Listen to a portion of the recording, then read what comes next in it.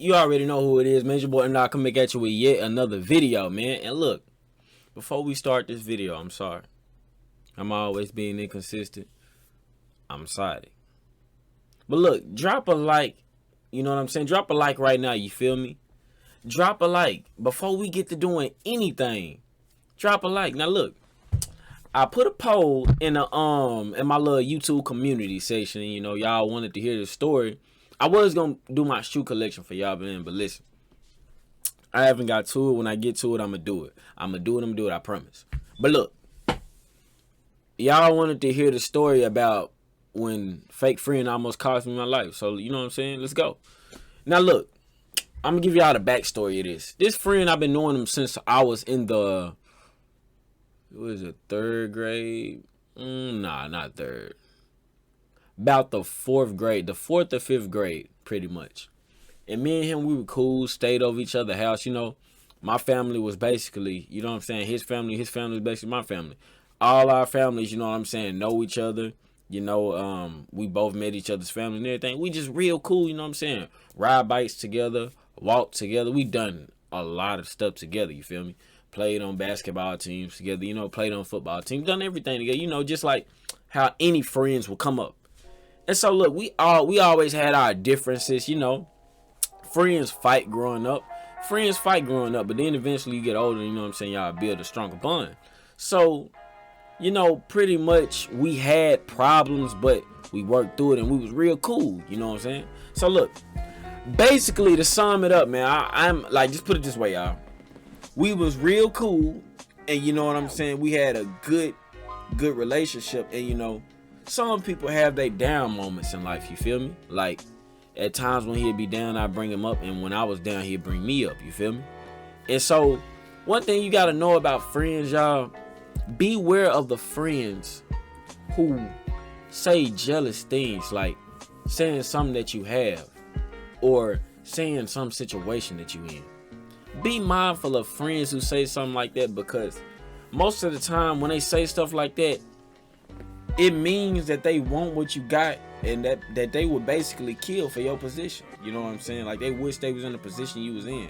It's just basically that envious. They got an envious feeling about you, but they not gonna tell you directly. They gonna tell you indirectly. They gonna subconsciously tell you indirectly. You know what I'm saying? So he said a lot of, you know what I'm saying, he had said a lot of envious things towards me that I didn't really pay no attention to. I tried to give him the benefit of the doubt, because I understand that everybody have their ups and downs in life. I don't try to judge. I understand what people go through in life, you know what I'm saying? So I don't try to be like that towards people. I try to actually have an open heart and actually give people passes, because I understand that what they might be going through might just be tough.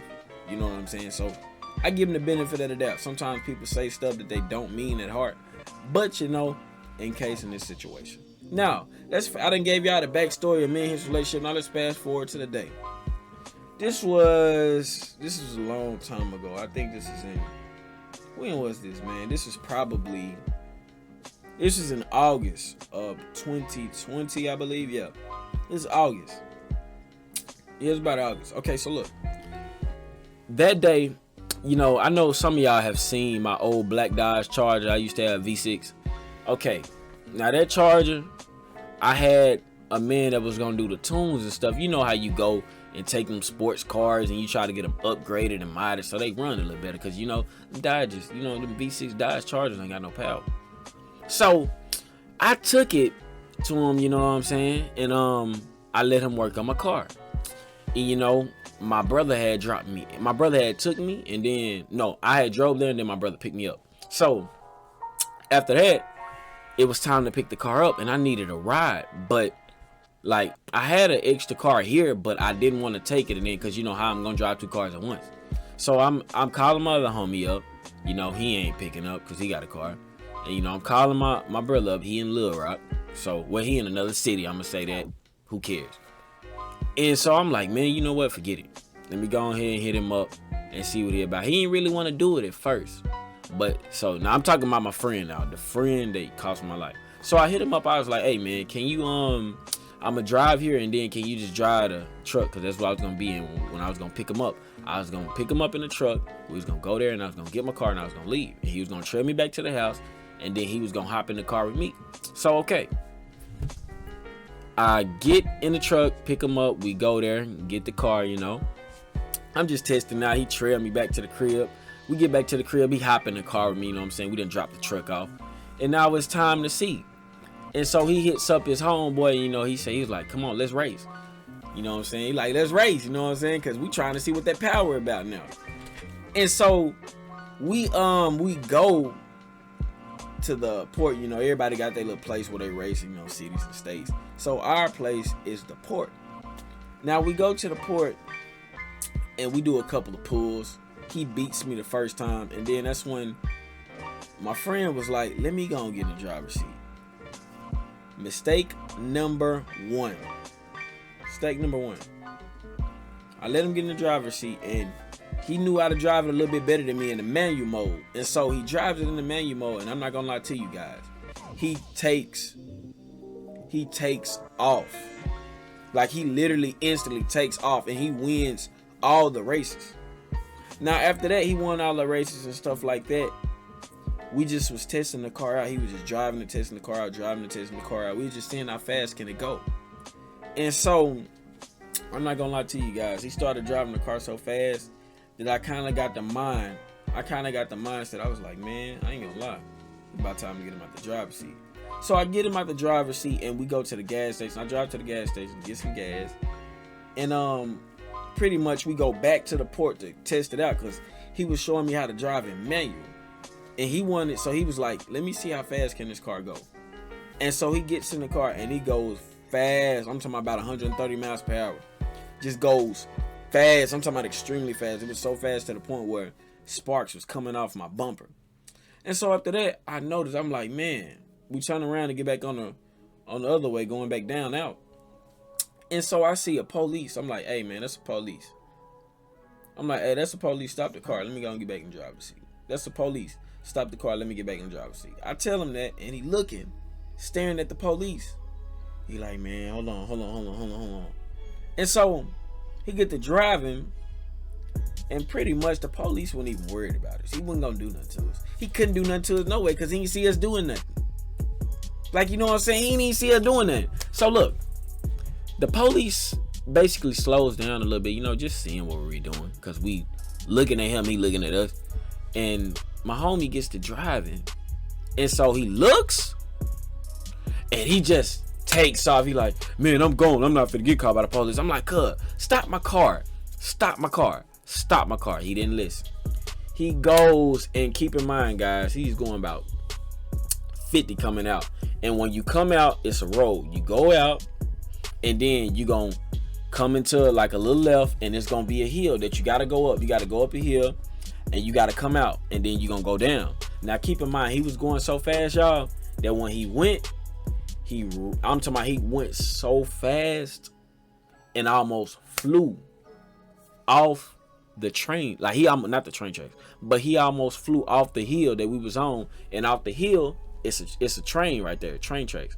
He almost had us on top of the train. So he was driving, and then he had to swerve back on the road because he almost flew, and we'd have been on top of the train.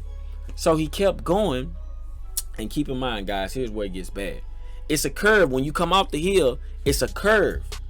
Now, guys, this man literally drove the car into the curve and done a circle. He didn't even have to, you know what I'm saying, do anything. He could have just kept going out the curve.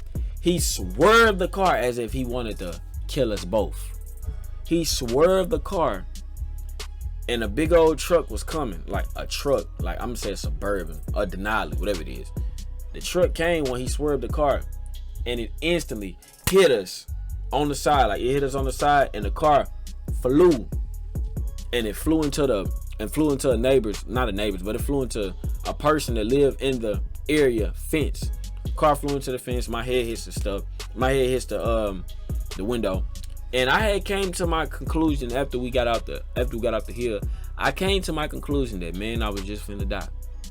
I came to my conclusion. I was like, okay, I'm finna die. I should have never let him drive my car. And, you know, it just is what it is. You know, I can't stop him, and he gonna take us out. You feel me? And so, pretty much after that, man, the car was crashed. I get out the car. you know, the driver of the car is coming to me like he want to fight me or something. And I was telling him, I told him to slow down. He didn't listen. I was telling bro to slow down the whole time he was driving. And I kept telling the man, like, he was coming up on me like, what the fuck? I'm like, dude, I told him to slow down. And that's when he seen who was at the car.